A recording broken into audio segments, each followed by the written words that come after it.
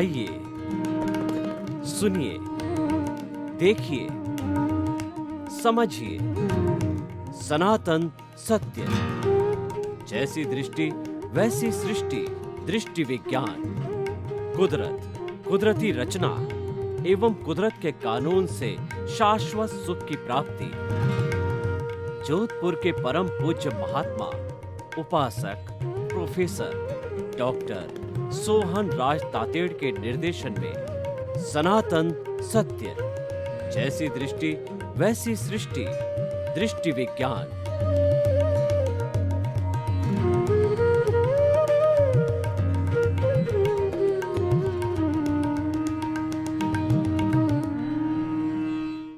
हम आपको ये सनातन सत्य कार्यक्रम दे रहे हैं।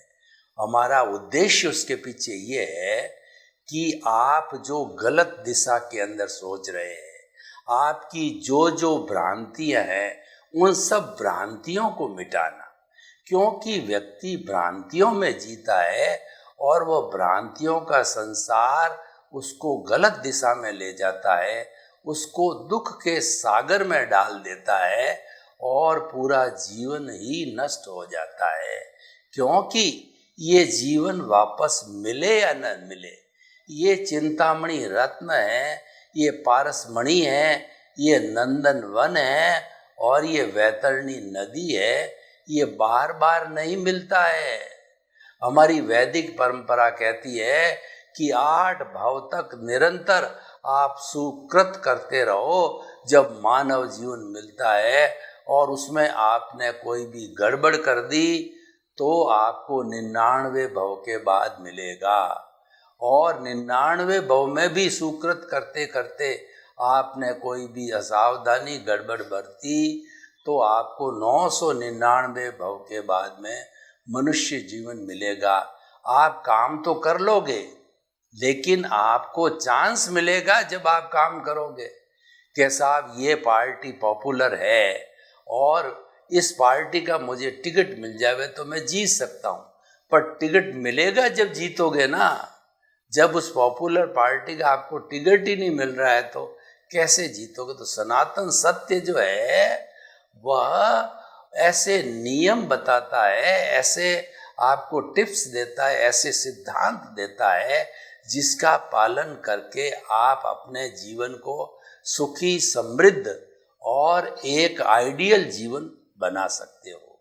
हम आपको सनातन सत्य देने के लिए प्रतिदिन नए नए विषय, नए नए एपिसोड्स आपको परोसते हैं। तो आज का हमारा बहुत सुंदर विषय है कि शाश्वत सुख की प्राप्ति। शाश्वत सुख किसे कहते हैं? शाश्वत सुख वह होता है कि जिसके बाद कोई दुख न आए। हमारे इस जो है व्यवहार जगत में, संसारिक जीवन के अंदर जो हम जी रहे हैं, उसमें क्या होता है, कभी सुख है कभी दुख है। हम इन दोनों पलड़ों के अंदर झूलते रहते हैं। एक दिन में कितनी बार इन पलड़ों में झूलते हैं तो हम बोर हो जाते हैं और हम एक चिंतन करते हैं कि इस टेम्परेरी व्यवस्था मुझे नहीं चाहिए। टेम्परेरी व्यवस्था होती है वो बहुत दुखदायी होती है। चाहे किराए का मकान हो, चाहे हमको जो धर्मशाला के अंदर रहना पड़े, चाहे टेम्परेरी जॉब करना पड़े, चाहे टेम्परेरी व्यक्ति के साथ में रहना पड़े, तो टेम्परेरी चीज़ होने से टेंशन बना रहता है। उदाहरण के तौर पर मान लीजिए आपको परमानेंट नौकरी नहीं मिली हुई है और आप 5-5 दिन जॉब करते हो रोज, या हम देखते हैं कि प्रतिदिन जाने वाले मजदूर जो काम पे हैं तो सुबह वो चौक पे, जो लेबर के चौक पे इकट्ठे होते हैं, तनाव भरे हुए रहते हैं कि आज मुझे काम मिलेगा या ना मिलेगा।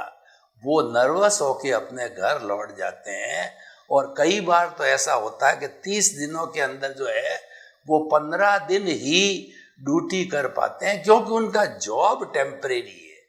तो ये टेम्परेरी व्यवस्था टेंशन भरी होती है, दुखदायी होता है। जैसे कि हम हॉस्पिटल में भर्ती हो गए, ये हमारी टेम्परेरी व्यवस्था है। अस्वस्थ हो गए, स्वस्थ होने के लिए मजबूरी है टेम्परेरी व्यवस्था एक मजबूरी है, उसमें प्रसन्नता नहीं रहती है। हम ये कहना चाहते हैं, तो हम तो उस टेम्परेरी सुख दुख की बदले आपको परमानेंट सुख की नींव लगाना चाहते हैं। वो परमानेंट सुख है क्या? हम तो आपको बताते हैं कि ये सुख दुख जो है दोनों भ्रांत मान्यताएं हैं, ये कपोल कल्पित है, ये जो है सिर्फ भ्रांति है, इसका कोई अस्तित्व नहीं है। सुख और दुख का कैसे कि देखिए, मंदिर के बाहर हम बाहर आते हैं और एक भिखारी सामने हाथ फैलाता है, हमने उसको 10 रुपए का नोट दिया तो बहुत प्रसन्न होता है कि आज मुझे बहुत अच्छी राशि मिल गई, क्योंकि लोग 1 रुपया तक ही दे पाते हैं। और उसके साथ साथ में हमारे पास से जो है मंदिर में दर्शन करके वेल टू डू व्यक्ति निकला और हमने उसको 10 रुपये ऑफर किए या दिए, तो वह अपनी तोहिन समझता है, वो अपनी बेइज्जती समझता है, उसके लिए वो दुख का कारण हो गया।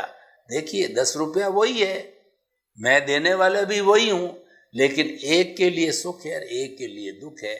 जो व्यक्ति के डायबिटीज नहीं है उसको रोज मीठा खाना अच्छा लगता है, सीरा खा सकता है, और डायबिटीज वाला एक दिन भी खाए तो डायबिटीज में शुगर बढ़ जाती है।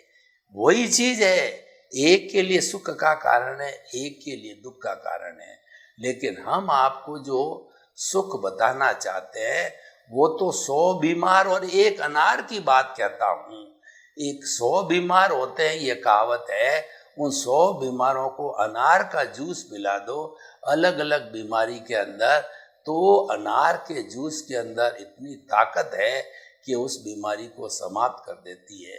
तो हम तो आपको बताना चाहते हैं कि शाश्वत सुख है कहाँ है? शाश्वत सुख तो बाहर है ही नहीं। मैं आपको एक कहानी बताना चाहता हूँ कि एक बुढ़िया की सुई गुम गई अपनी झोंपड़ी के अंदर। अब झोंपड़ी के अंदर अंधेरा था, तो सुई को ढूंढने के लिए बाहर म्युनिसिपैलिटी की लाइट थी, वहां आकर के वो सुई को ढूंढ रही है कि मेरी सुई मिल जावे, क्योंकि उसको कपड़े सीने हैं। तो उसके बाद जो है एक युवक पहुंचा कि माई माई क्या ढूंढ रही हो, कि मेरी सुई गुम गई है, कि ये बताओ तो सही सुई गुमी कहाँ है, कि सुई तो झोंपड़ी में गुमी है, तो बाहर कहाँ मिलेगी वो? जब गुमी वहाँ पे है तो वहीं पे देखो। तो उसने जो है मोबाइल की जो है टॉर्च करके लाइट किया और ढूंढा, और उस माँ को सुई ढूंढ करके दे दी। हमारा भी यही हाल है कि हम खाने में, पीने में, कपड़ों के अंदर, पत्नी में, धन में, दौलत में, ऐश्वर्य में, साधन, सत्ता, संपत्ति, उन सब में सुख को ढूंढ रहे हैं, और थोड़ा सा सुख प्राप्त कर लेते हैं फिर दुख आ जाता है। तो ये पुनरावृत्ति चलती रहती, हम सेटिस्फाइड नहीं होते। हम तो उस मृग की तरह है कि जो कस्तूरी होती है वो मृग की नाभि के अंदर होती है, और कस्तूरी की महक इतनी अच्छी और सुगंधित होती है कि वह हिरण इधर से उधर, इधर से उधर, ये उस जो खुशबू को पाने के लिए भागता है। तब कोई ज्ञानी पुरुष आता है और कहता है कि ये तो तुम्हारे नाभि के अंदर ही जो कस्तूरी है वहां से खुशबू आ रही है, तब उसको ज्ञान होता है। तो हम आपको ये बताना चाहते हैं, सुख तो आत्मा का स्वभाव है, आत्मा का लक्षण है, आत्मा की प्रॉपर्टी है, आत्मा की कैरेक्टरिस्टिक है, जिसको हम ब्लिस बोलते हैं, जिसको हम शाश्वत सुख कहते हैं, जिसको हम सुख का धाम कहते हैं, जिसको हम अनंत सुख कहते हैं। वो भीतर इतना सुख है कि उसके बाद दुख आता ही नहीं है, दुख के परमाणु ही समाप्त हो जाते हैं, केवल सुख ही सुख होता है। इसीलिए हमारा भीतर जो प्रभु विराजमान है, जो अशरीरी है, उसको अनंत ज्ञान, अनंत दर्शन और अनंत शक्ति और अनंत सुख का भंडार का है। यानी उसके अंदर सुख ही सुख है। जो बाहर हमको सुख दिखाई देता है, सत्ता, संपत्ति और जो है संबंधों में जो हमको सुख दिखाई देता है, वो तो एब्सोल्यूट टेम्परेरी है, वो तो आता है जाता है, दिन में कई बार आता जाता है, वह उसका लक्षण नहीं है, वो तो अर्जित है, वो तो परद्रव्य है, वो बाहर से आता है। तो इसीलिए आप जो है शाश्वत सुख कैसे प्राप्त करें, वो सूत्र हम आज आपको देना चाहेंगे कि शाश्वत सुख प्राप्त कैसे किया जाता है।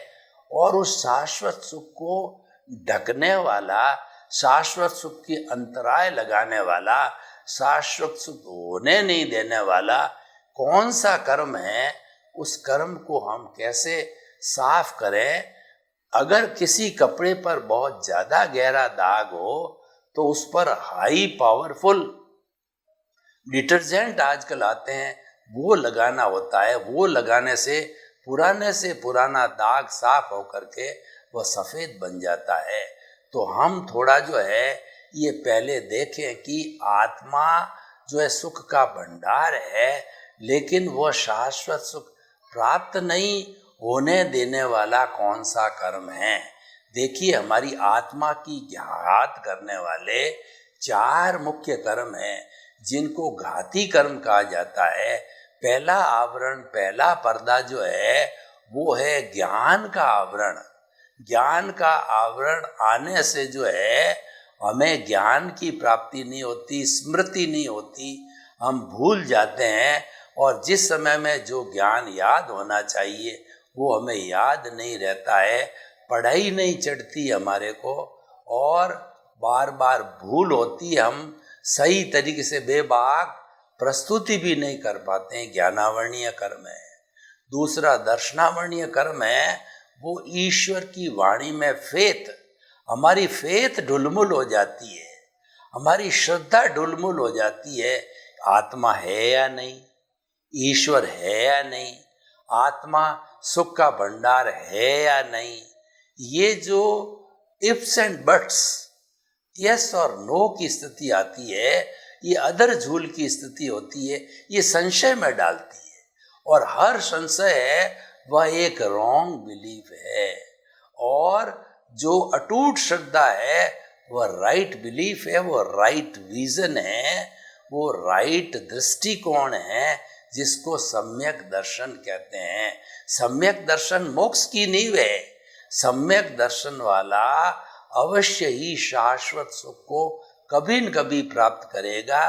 धीरे धीरे उस शाश्वत सुख को रोकने वाला जो आवरण है उसको वो रियल पुरुषार्थ करके उस आवरण को मिटा के डिटर्जेंट पाउडर के रूप के अंदर, और उसका जब वो निकल जाएगा तो शाश्वत सुख प्राप्त हो जाएगा। तो दर्शनावरणीय कर्म है। और ज्ञानावरणीय कर्म जो है आँख पे पट्टी के समान है। जैसे आँख पर पट्टी बन जाती, आदमी कुछ दिखता नहीं है, तो आत्मा पे ज्ञान की पट्टी बंधने से, आवरण आने से, कवरिंग आने के कारण, कर्म आवृत होने के कारण, जैसे कि सूर्य को बादल ढकते हैं तो ढकने वाले कवरिंग के कारण ज्ञान प्राप्त नहीं होता है, आत्मज्ञान नहीं मिलता है, सनातन सत्य नहीं मिलता है। दूसरा जो है वो दर्शनावरणीय कर्म एक पुजारी की तरह है। भगवान के मंदिर भीतर भगवान विराजमान है, पुजारी जी ने वो पर्दा डाल दिया, भगवान के दर्शन नहीं होने देता। एक देखिए चुटकुला आता है कि एक व्यक्ति जो है आया, वो भगवान के दर्शन करना चाहते हैं, तो पुजारी जी का, पुजारी जी मुझे दर्शन करा दो नारायण भगवान के। तो उसने कहा समय हो गया, इस समय के अंदर भगवान विश्राम कर रहे हैं। थोड़ी देर के बाद के अंदर एक वेल टू डू वेल्दी व्यक्ति आया, उसने 100 रुपये का नोट पुजारी जी के जेब में डाला। पुजारी जी ने खट पर्दा हटा दिया और उनको जो है विष्णु और लक्ष्मी के दर्शन करा दिए। तो बेचारा व्यक्ति वो सब देख रहा था कि मेरे को तो दर्शन नहीं करवाए, इनको दर्शन कराया। पूछा भाई ऐसा भेदभाव क्यों करते हो? तो उसने क्या जवाब दिया, बड़ा रिमार्केबल जवाब दिया कि मैंने तो कुछ नहीं किया, जो लक्ष्मी जी ने भगवान के पट खोल दिए, यानी जो 100 रुपये का नोट वो लक्ष्मी थी उसने पट खोला है। तो हम ये कहना चाहते हैं कि दर्शनावर्णीय कर्म वो उस पुजारी की तरह बाधा डालता है जो कि श्रद्धा नहीं होने देता जिन वाणी में, भगवान में और भगवान के कहे हुए वचनों के अंदर। और तीसरा होता है मोहनीय कर्म, वो सेनापति है। जैसे कि सेना को हैंडल करने वाला सेनापति होता है, अगर सेनापति मर जाता है या मार दिया जाता है तो सेना भगदड़ की तरह दौड़ जाती है, क्योंकि उसका नायक नहीं है, वह छिन्न भिन्न हो जाती है। वो मानती है कि जब नायक को मार दिया तो हमको तो कोई बचे रहने नहीं देगा, और वो सेना भाग जाती है।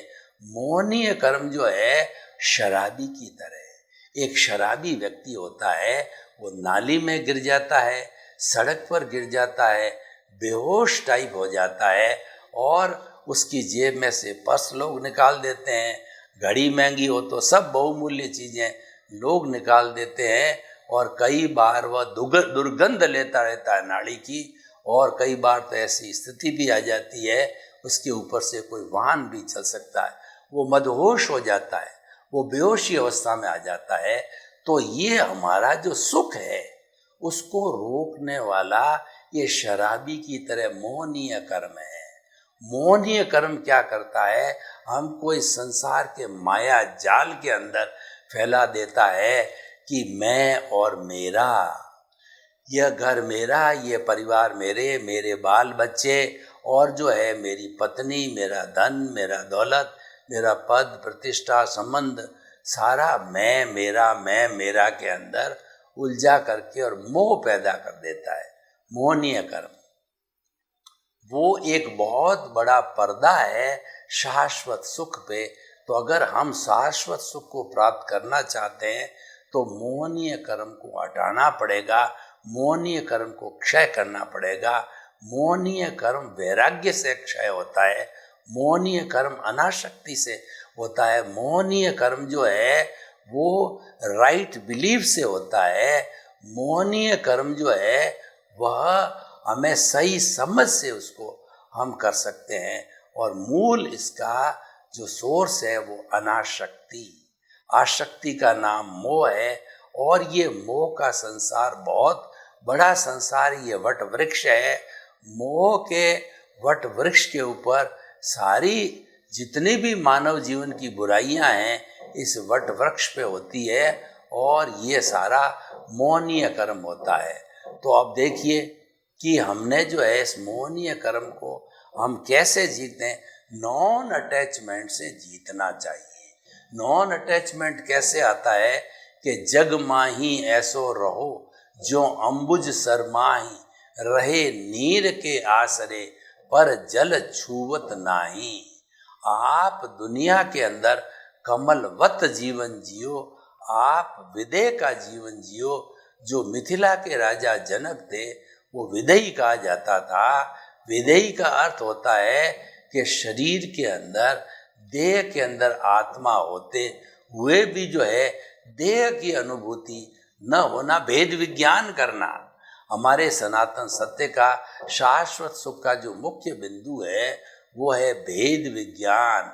भेद विज्ञान का अर्थ होता है जड़ को अलग करो और चेतन को अलग करो, क्योंकि जड़ तो ये शरीर है, यही भोगने वाला इसको भोगने दो, और यही करने वाला करके आया है इसको भोग दो। लेकिन तुम्हारा जो शाश्वत सुख है वो तो चेतन तत्व के अंदर, वो चेतन का आदि अनादि गुण है।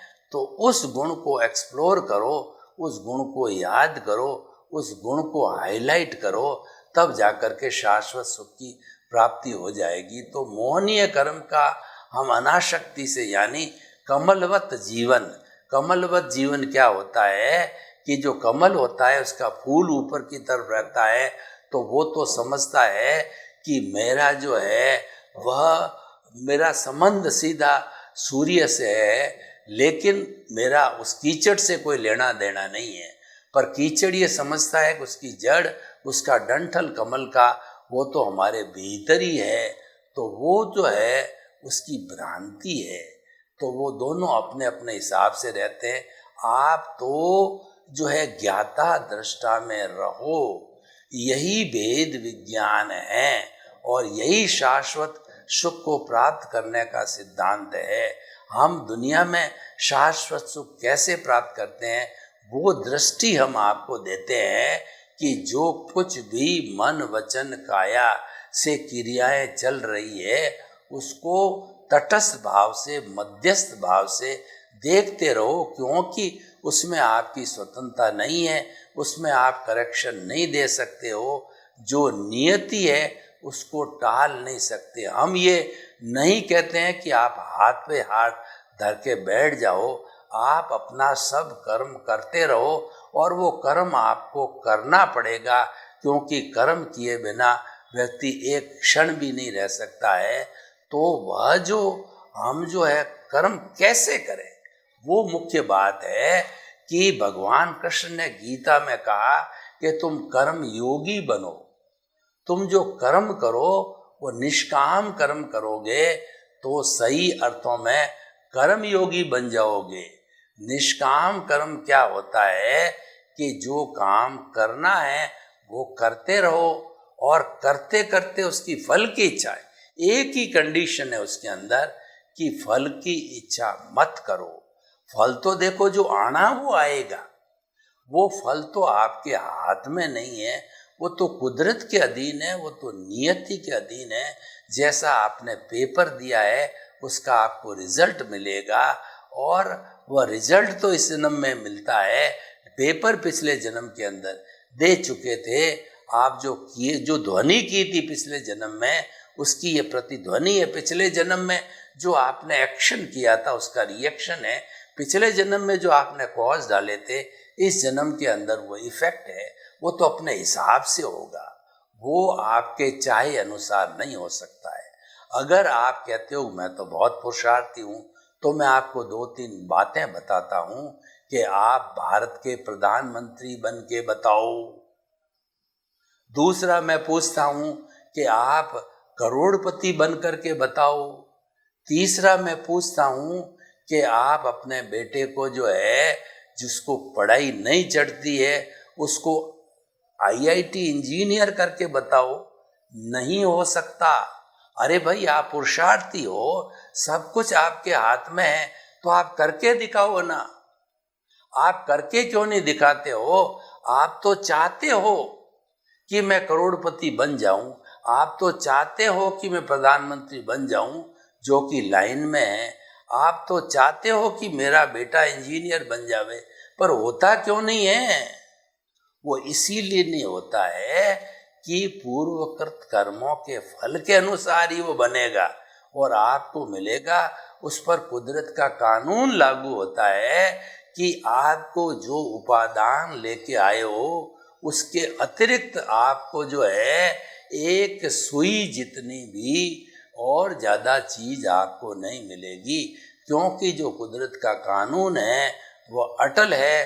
कुदरत का कानून निष्पक्षपाती है, कोई पक्षपात नहीं करता। चाहे राजा हो, चाहे रंक हो, चाहे गरीब हो, चाहे अमीर हो, चाहे बड़ा व्यक्ति हो, चाहे छोटा हो, किसी भी प्रकार के व्यक्ति के साथ में, चाहे पेड़ हो, चाहे पौधा हो, चाहे गाय हो, चाहे भैंस हो, वह तो कुदरत अपने उपादान के अनुसार ही करती। इसीलिए इसको बोला जाता है कि हुआ सो न्याय। जब होता उस सिद्धांत से है, पूर्वकृत कर्मों के अनुसार होता है, तो आप टांग अड़ा करके अपना सुख चैन क्यों खराब करते हो? उसको तो मात्र देखते जाओ, देखते जाओ। ये देखने की कला, इसका नाम है दृष्टि विज्ञान। जानने की कला, देखने की कला, ये टर्निंग पॉइंट है। ये हमारा मुख्य बिंदु है सनातन सत्य का, और ज्ञाता दृष्टा बनना ही सनातन सत्य है। और जो व्यक्ति ज्ञाता दृष्टा बन जाता है, यानी अपना इस जगत का जितना कार्य चल रहा है उसको मध्यस्थ भाव से, बिना राग द्वेष जोड़े, बिना उससे जुड़े हुए, बिना उसके साथ तन्मयाकार हुए, बिना उसके साथ में एकाकार हुए मात्र उसको जानता है, देखता है। इसीलिए आप भेद विज्ञान करो। जो शाश्वत सुख कैसे प्राप्त होगा? भेद विज्ञान से प्राप्त होगा। भेद विज्ञान कैसे करो? आपके शरीर में वेदना हो रही है, वेदना भुगतने वाला सोहन राज है। ये तो पीछे से लेकर के आया है, ये भुगत रहा है, ये कर रहा है, ये भुगतेगा। भुगतने के अलावा कोई भी दूसरा अल्टरनेट नहीं है। आपको सुप्रीम कोर्ट ने 10 साल की सजा दी, तो सुप्रीम कोर्ट के बाद में कोई कोर्ट होता ही नहीं है। राष्ट्रपति तक भी चले गए, उन्होंने भी उस सजा को बरकरार रखा। आपके पास में कोई अल्टरनेट विश्व का नहीं है, उसको तो आपको भुगतना ही होगा। लेकिन भुगतते भुगतते उसको देखते रहो, जानते रहो। इसका मतलब ये है आप उसके साथ, उससे मुक्त रहो। इसीलिए शाश्वत सुख की प्राप्ति कैसे होती है कि मन वचन काया तथा उससे जुड़ी हुई हर अवस्था मात्र कुदरती रचना है, और वह विनाशी है, वह जड़ है, वह आती है जाती है, अवस्था मात्र विनाशी होती है। क्योंकि हर संजोग के साथ वियोग जुड़ा हुआ होता है, तो यह भी चला जाएगा। आज सुख आया है, वह भी चला जाएगा। आज दुख आया है, वह भी चला जाएगा। तो ये अवस्था है, ये विनाशी होती है, ये टेम्परेरी होती है। और ये जब जो है वो चली जाएगी, तो फिर आपको उसके अंदर परेशान होने की क्या जरूरत है? आएगी भी जरूर, जाएगी भी जरूर। इस बात को हृदयंगम कर लो, इस बात को आत्मसात कर लो, इस सिद्धांत को कि अवस्था मात्र कुदरती रचना है और वह व्यवस्थित है, यानी वो नियति के अधीन है, कुदरत के अधीन। नियति का अर्थ मतलब कुदरत के अधीन है।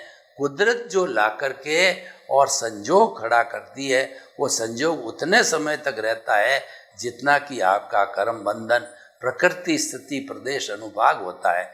जितना स्थिति होती है उसके बाद वो कर्म भोग लिया जाता है, हिसाब पूरा हो जाता है, कर्म चला जाता है। तो इसीलिए जो है हमें शाश्वत सुख की प्राप्ति करने के लिए दूसरे शब्दों के अंदर हमको ज्ञाता दृष्टा होना पड़ेगा, हमको भेद विज्ञान करना पड़ेगा और हमें समझना पड़ेगा कि शाश्वत सुख बाहर है या भीतर है। तो हमने ये निष्कर्ष निकाला कि शाश्वत सुख बाहर नहीं है। जितना जितना हम कुदरत के करीब रहेंगे, प्रकृति के करीब रहेंगे, प्रकृति से अलग रहेंगे, जुदा रहेंगे, प्रकृति को मध्यस्थ भाव से निहारते रहेंगे, क्योंकि वह तो एक मन वचन काया की बैटरी, टेप और रील के रूप में उसको मात्र जानना और देखना है, उसके साथ में जुड़ाव नहीं करना है, उसके साथ में मध्यस्थता रखनी है। और वो हमारा सारा रिलेटिव पुरुषार्थ ज्ञान है, उसको हम समाप्त करेंगे तो हमारा रियल पुरुषार्थ दृष्टि विज्ञान स्वयं का स्वरूप प्राप्त होगा। सर्वे भवन्तु सुखिनः, सर्वे सन्तु निरामया। लोक के सब जीवों को सुख मिले, शांति मिले, आनंद मिले, प्रेम मिले और मुक्ति मिले। आप सभी के प्रति मंगल भाव।